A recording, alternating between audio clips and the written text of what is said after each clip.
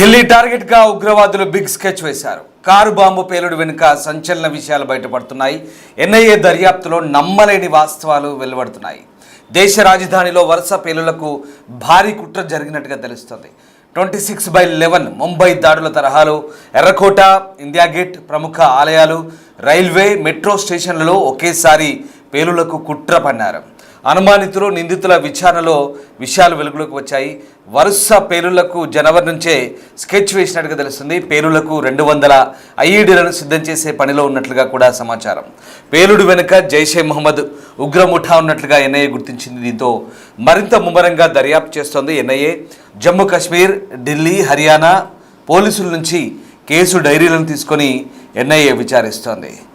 ఢిల్లీ పేలుళ్ల తర్వాత ఒక్కసారిగా జాతీయ భద్రతా దర్యాప్తు సంస్థ ఎన్ఐఏ చేపట్టిన విచారణలో అనేక వాస్తవాలు బయటపడుతున్నాయి. మొన్న ఫరీదాబాద్ డాక్టర్స్ టెర్రర్ గ్రూప్ ఏదైతే ఉందో అక్కడి నుంచి వెలువడ్డ అంశాల ఆధారంగా ఎన్ఐఏ దర్యాప్తులో అనేక విస్తుగొల్పే అంశాలైతే బయటపడ్డాయి. వాస్తవానికి జమ్మూ కాశ్మీర్, హర్యానా అలాగే ఢిల్లీ ఈ కారిడార్ను చేసుకొని వీళ్ళంతా కూడా కుట్రలకు తెరలేపారన్నది ఎన్ఐఏ అధికారుల వాదన. అది కూడా సరిగ్గా 26/11 సరిగ్గా ముంబై పేలుళ్ల తరహాలోనే దేశ రాజధానిలో వరుస పేలుళ్లకు ఉగ్రవాదులు కుట్రపడినట్లుగా విశ్వసనీయ వర్గాలు సమాచారం అందింది. వీరిలో టార్గెట్ లిస్టులో ఎర్రకోటతో పాటు ఇండియా గేట్ వంటి ఇతర ప్రముఖ కట్టడాలు కూడా ఉన్నట్టుగా దర్యాప్తు వర్గాలను ఉటంకిస్తూ కొన్ని వార్తలైతే వస్తున్నాయి. ఇందుకోసం భారీగా బాంబులు కూడా తయారు చేసినట్లుగా పేర్కొన్నాయి. ఎర్రకోట దగ్గర పేలుడు ఘటనపై ముమ్మరంగా దర్యాప్తు సాగుతుంది. అందులో భాగంగా అనుమానితులు, నిందితులను విచారించి వారి నుంచి కూపీ లాగుతున్నారు. పేలుడు కారణమైన ఈ డాక్టర్స్ టెర్రర్ మాడ్యూల్ వెనుక పాకిస్తాన్ కేంద్రంగా పనిచేస్తున్న జైషే మహమ్మద్ ఉగ్రముఠ ఉన్నట్టుగా ప్రాథమికంగా గుర్తించారు. వరుస పేలుళ్ల కోసం దేశ రాజధానిలో ఉగ్రవాదులు జనవరి నుంచి వ్యూహరచన చేసినట్లుగా విచారణలో తేలినట్టు తెలుస్తోంది. ఈ టెర్రర్ మాడ్యూల్ అత్యంత శక్తివంతమైన 200 ఐఈడీలను సిద్ధం చేసే పనిలో కూడా ఉన్నట్టుగా ఆ దర్యాప్తులో వెల్లడైంది. ఎర్రకోట, India gate, constitution club, Gauri Shankar ఆలయం దాంతో సహా దేశవ్యాప్తంగా కొన్ని major railway station, shopping malls దగ్గర పేలుళ్లకు పాల్పడాలని వీరు కుట్ర పడినట్టుగా దర్యాప్తులో వెల్లడైంది. ఇక ఈ టెర్రర్ మాడ్యూల్పై ఇటీవల Jammu Kashmir, Haryana, UP central agencies జాయింట్గా నిర్వహించిన ఆపరేషన్లో అమ్మోనియం నైట్రేట్, పొటాషియం నైట్రేట్ సహా సల్ఫర్తో కూడిన 2900 కిలోల పేలుడు పదార్థాలను స్వాధీనం చేసుకున్నారు. ఇక ఢిల్లీలో పేలుడు జరిగిన ప్రాంతం నుంచి 40 నమూనాలను ఫోరెన్సిక్ అధికారులు సేకరించారు. ఇందులో కూడా అమ్మోనియం నైట్రేట్ ఆనవాళ్ళతో కూడిన అత్యంత శక్తివంతమైన మరొక పేలుడు పదార్థం కూడా ఉన్నట్లుగా అనుమానిస్తున్నారు. ఢిల్లీ పేలుడు కేసును ఎన్ఐఏ దర్యాప్తు చేస్తుంది. ఇందుకోసం 10 మంది స్పెషల్ టీంతో ఒక బృందం అయితే ప్రస్తుతానికైతే తీవ్రంగా శ్రమిస్తోంది. జమ్మూ కాశ్మీర్, ఢిల్లీ, హర్యానా పోలీస్ నుంచి ఆ కేసు డైరీలను తీసుకొని అన్ని కోణాల్లో దర్యాప్తు చేస్తున్నారు. నిందితుల కార్యకలాపాలు, వారికి అందిన ఆర్థిక సహకారం గురించి ఆరా తీస్తున్నారు. బుధవారం సాయంత్రం ఇంటెలిజెన్స్ బ్యూరో చీఫ్తో ఎన్ఐఏ డీజీ కీలక భేటీ కూడా నిర్వహిస్తున్నారు. సో మొత్తం మీద 200 పేలుళ్లకు దేశవ్యాప్తంగా ఈ దుర్మార్గులు కుట్రపడినారనేది జాతీయ దర్యాప్తు సంస్థ విచారణలో వెల్లడైన విస్తుగొల్పే అంశాలు. ఇవన్నీ కూడా 26/11 ముంబై దాడులు ఏ రకంగా జరిగాయో ఆ రకంగా దేశ రాజధాని ఢిల్లీలో పేలుళ్లకు వరుస పేలుళ్లకు కుట్రపడినట్టుగా తెలిసింది. మొన్న జరిగిన ఎర్రకోట పేలుల్లో దాదాపు 13 మంది మరణించారు, అనేక మంది గాయపడ్డారు. వీళ్ళందరూ కూడా ఈ పేలుళ్లకు పాల్పడ్డ ఆ ముగ్గురు దాదాపుగా ఆ కారులో ఉన్నట్టుగా తెలిసింది. ఆ ముగ్గురులో డాక్టర్ ఉమర్ ఎవడైతే ఉన్నాడో పేలుడు సమయంలో I-20 వాహనాన్ని నడిపిన ఆ డాక్టర్ ఉమర్ ఎవడైతే ఉన్నాడో 10 రోజుల ముందు ఆ కారు కొనుగోలు చేసి అండర్ గ్రౌండ్ వెళ్ళినట్టుగా తెలుస్తోంది.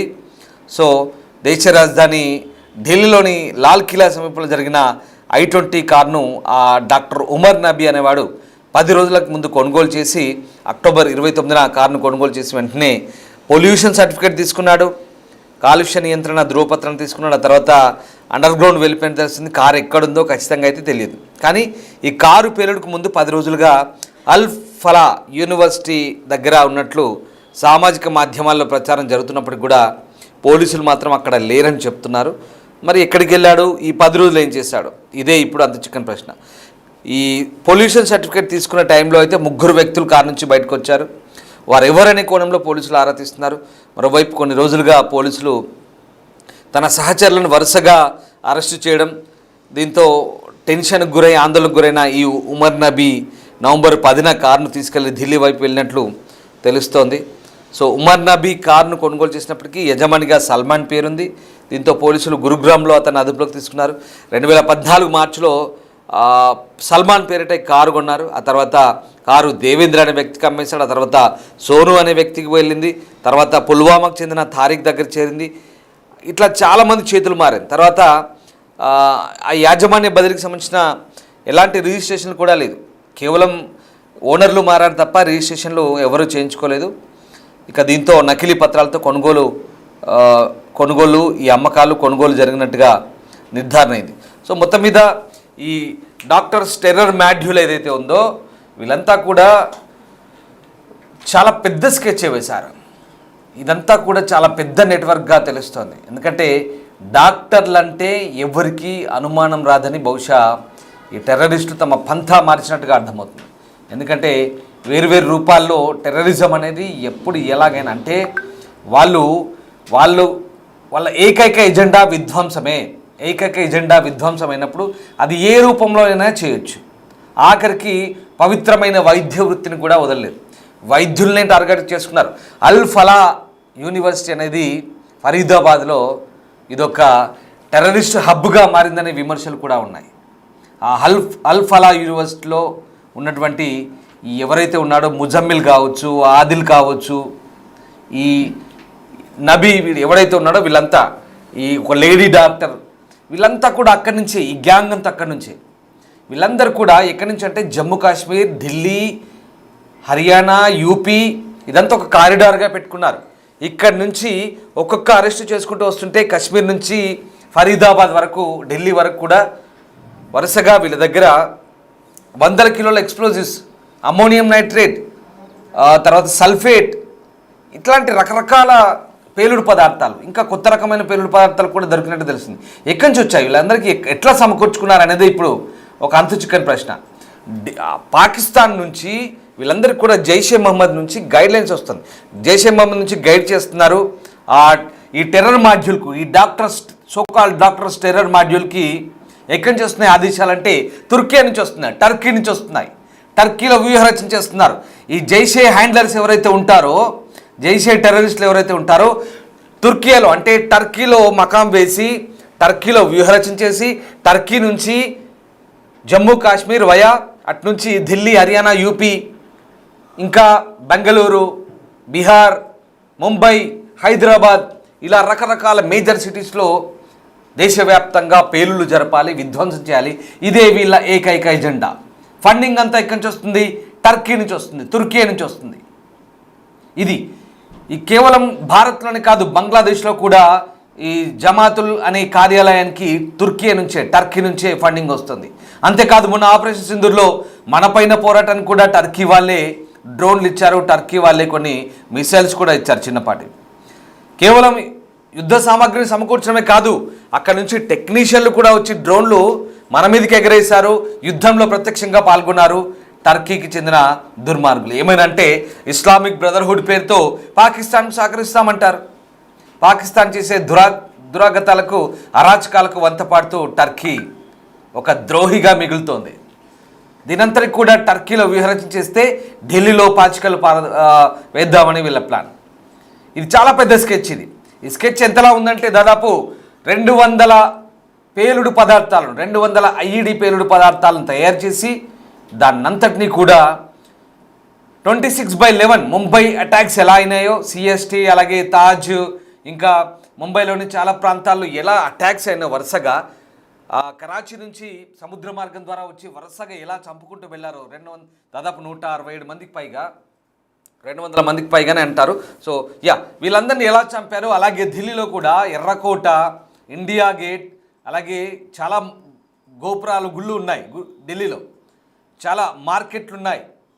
ఇలాంటి ప్రముఖ ప్రదేశాల్లో దేశ రాజధాని నేషనల్ క్యాపిటల్ ఢిల్లీలో వరుస పేలులకు కుట్రలు జరిపారనేది చాలా క్లియర్. ఎప్పుడైతే ఫరీదాబాద్లో వీళ్ళంతా పట్టుబడ్డారో ఆ డాక్టర్ సోకాల్ డాక్టర్ ఎవరైతే ఉన్నారో ఆమె ఆ డాక్టర్ లేడీ డాక్టర్ని పట్టుకున్నప్పుడు ఆమె ఈ జైషే మహమ్మద్ ఉమెన్ వింగ్కి ఆమె ఇండియా చీఫ్ అట.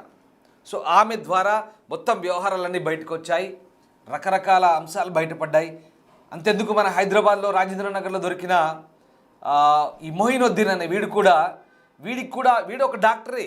వీళ్ళందరూ కూడా ఈ డాక్టర్ టెర్రర్ మాడ్యూల్ ఏదైతే ఉందో, డాక్టర్లు అయితే ఎవరికి డౌట్ రాదు, పవిత్రమైన వైద్య వృత్తిలో ఉంటారు, అందరికీ సేవ చేస్తారు, అందరికీ అందుబాటులో ఉంటారు.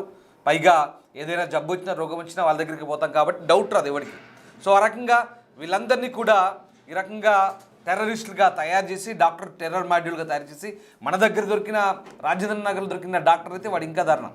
వాడు కంప్లీట్గా ఆముదం వ్యర్థాలు ఏదైతే ఉంటాయో దాని నుంచి రైజిన్ తయారు చేసి ఆ విష పదార్థాలను ప్రసాదాల్లో, అలాగే ఫుడ్ కోర్ట్లలో, ఆహార పదార్థాల్లో, గుళ్ళు గోపురాల దగ్గర, మార్కెట్ల దగ్గర దాన్ని స్ప్రెడ్ చేసి జనాల్ని చంపుదామని ప్లాన్. అంటే దుర్మార్గం. ఎక్కడ ఎలాగైనా సరే జనాల్ని చంపాలి, విధ్వంసం చేయాలి, ఇదే వీళ్ళ ఏకైక ఎజెండా. సో ఢిల్లీ, హర్యానా, జమ్మూ కాశ్మీర్ పోలీసుల నుంచి ప్రస్తుతం ఎన్ఐఏ దర్యాప్తులో ఇవన్నీ కూడా విస్తుగొల్పే అంశాలు బయటపడ్డాయి. ఈ మొత్తం అంశాలని ఒక్కసారిగా క్రోడీకరించుకొని వీళ్ళంతా కూడా ఈ మొత్తం పేలులకు ఢిల్లీని కేంద్రంగా చేసుకొని దాదాపు 200 ఐఈడీలను తయారు చేసి పేలులు జరుపుదామని ప్లానింగ్ వేసుకున్నట్టుగా తెలుస్తుంది. సో మొత్తం మీద ఈ మొత్తం వ్యవహారానికి సరిగ్గా వ్యూహరచన అంతా కూడా ఓవరాల్గా టర్కీ నుంచి జైషే హ్యాండర్లతో సమావేశమై కుట్రకు తుదిరూపించినట్టు కూడా దర్యాప్తులో వెల్లడైంది. వాస్తవానికి దీపావళి పండుగ సమయంలోనే జనసమ్మర్దం ఉన్న ప్రదేశాల్లో దాడులు చేయాలని ప్లాన్ చేసినప్పటికీ అది ఫెయిల్ అయింది. తర్వాత ఇప్పుడు చేశారు, మొన్న చేశారు. ఇప్పుడు ఇది 10వ తారీఖున దీపావళి రోజే చేద్దాం అనుకున్నారు, కానీ కుదరలేదు. సో 10వ తారీఖున చేద్దాం అనుకున్నారు. 10వ తారీఖున వాస్తవానికి అది రవాణా చేస్తుండగా దాని రవాణాకు చేస్తుండగా పేలిపోయిందని కొన్ని వాదనలు ఉంటే, పక్కాగా అది ఒక ఆత్మాహుతి బాంబర్గానే మనకు అర్థమవుతుంది, ఆత్మాహుతి దాడిగానే అర్థమవుతుంది.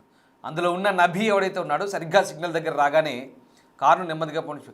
ఇంకా అక్కడ దగ్గరలోనే ఈ ఎర్రకోటకు దగ్గరలోనే ఒక మందిర్ ఉంది, మసీద్ ఉంది, ఒక గురుద్వారా ఉంది, ఇవన్నీ ఉన్నాయి. అంటే జనసబద్ధం చాలామంది ఉన్నారు. అప్పటిదాకా 3 గంటలు తిరిగాడు వాడు. ఎక్కడెక్కడి నుంచి పొల్యూషన్ చెక్ అయిన కాంచి ఎప్పుడైతే హర్యానా నుంచి ఢిల్లీ బార్డర్లో, ఢిల్లీ ఎన్సీఆర్ నేషనల్ క్యాపిటల్ రీజియన్లోకి అడుగు పెట్టాడో అలా ఒక రౌండ్ కొట్టాడు, రౌండ్ ది క్లాక్. ఇలా కుడి చేయి నుంచి ఎడమ చేయి వైపు ఇలా ఒక రౌండ్ ది క్లాక్ వచ్చి సరిగ్గా సెంట్రల్ సిటీ ఆఫ్ ఢిల్లీ, దేశ రాజధాని మధ్యలో లాల్ కిలా వైపు వచ్చాడు. ఫరీదాబాద్ నుంచి ఇలా హర్యానా గురుగాం నుంచి ఇలా మధ్యలోకి వచ్చి ఈ 3 గంటల పాటు అక్కడక్కడ తచ్చాడి సరిగ్గా జనసమ్మర్దం. సాయంత్రం ఎప్పుడు జనాలు ఎక్కువ ఉంటారు, జనాలు ఎక్కువ ఏ టైంలో ఆ ప్రాంతంలో జన సమర్థం ఉంటుంది, ఇది అదును చూసి సరిగ్గా సాయంత్రం 6:30 ప్రాంతంలో ఈ పేలులు సంభవించాయి. ఇంకా కాస్త ముందెళ్ళుంటుంది, ఇంకా చాలా దారుణంగా ఉండుండేది. సో 13 మంది చనిపోయారు. మొత్తం 40 శాంపిల్స్ ఫోరెన్సిక్స్ ల్యాబ్ వాళ్ళు సేకరించినప్పుడు చాలా విస్తుగొల్పే అంశాలు బయటపడ్డాయి. సో ఇదంతా కూడా ఈ డాక్టర్ టెర్రర్ మాడ్యూల్ చేసిన వ్యూహరచనగా తెలుస్తుంది. దీనంతటికీ పాకిస్తాన్ జైషే మహమ్మద్ స్పాన్సర్డ్ టెర్రరిజమే, ఇదే ఇప్పుడున్న ఆధారం. పక్కాగా ఆధారాలు దొరుకుతున్నాయి, ఇన్పుట్స్ దొరుకుతున్నాయి, ఇంటెలిజెంట్ ఇన్పుట్స్. ఐబీ, అలాగే Delhi, Haryana anti terrorist squad police, అలాగే Jammu and Kashmir police, NIA వీళ్ళంతా కూడా దర్యాప్తు చేస్తున్నారు. వరుసగా వీళ్ళ దర్యాప్తులో జాయింట్ ఇన్వెస్టిగేషన్ కొనసాగుతుంది. వీళ్ళ అందరి దర్యాప్తులో కూడా ఇప్పుడు ఇవే అంశాలు బయటపడుతున్నాయి. భారత్ ఇప్పుడు ఏ రకమైనటువంటి ఉగ్ర మూలాలు లింకులకు సంబంధించిన ఆధారాలు దొరికిన ప్రతి ఉగ్ర చర్యని యుద్ధ చర్యగా భావిస్తామని చెప్పినప్పటికీ కూడా ఈసారి ఆపరేషన్ సింధూర్ 2.0 ఉంటుందని మనం ముందస్తుగానే హెచ్చరించాం. అటు పాకిస్తాన్ మాత్రం పిచ్చి ప్రేలాపనలు పేలుతోంది. ఇది జరిగిన తెల్లారి ఇస్లామాబాద్లో బాంబు పేలుడు జరిగితే అది ఆఫ్ఘనిస్తాన్ చేసింది, భారత్ సహాయంతో ఇస్లామాబాద్లో పేలుడు చేసింది. పైగా ఢిల్లీలో జరిగింది సిలిండర్ పేలుడంట. అక్కడి నేతలు చెప్తారు, పాకిస్తాన్ వాళ్ళు చెప్తారు, ఏదో చిన్న సిలిండర్ కారులో సిలిండర్ మోసుకొని పోతుంటే పేలింది, 13 మంది చచ్చిపోయారు, అక్కడ బాంబు కాదు, జైషే మహమ్మద్ కాదు, పాకిస్తాన్కు సంబంధం లేదంటే వాళ్ళు క్లెయిమ్ చేసుకుంటున్నారు. సో ఇది పరిస్థితి. మొత్తం మీద విస్తుగొల్పే అంశాలు బయటపడ్డాయి. ఇంకా ఎన్ఐఏ, నేషనల్ ఇన్వెస్టిగేషన్ ఏజెన్సీ, జాతీయ దర్యాప్తు సంస్థ ఎన్ఐఏ మాత్రం ఇంకా అనేక కోణాల్లో లోతుగా దర్యాప్తు చేస్తుంది. పూర్తి స్థాయి పక్కా ఆధారాలు దొరికితే పాకిస్తాన్కు ఉంది ముసళ్ళ పండుగ. మళ్ళీ చెప్తున్నాను, ముందుంది ముసళ్ళ పండుగ పాకిస్తాన్కి. రావు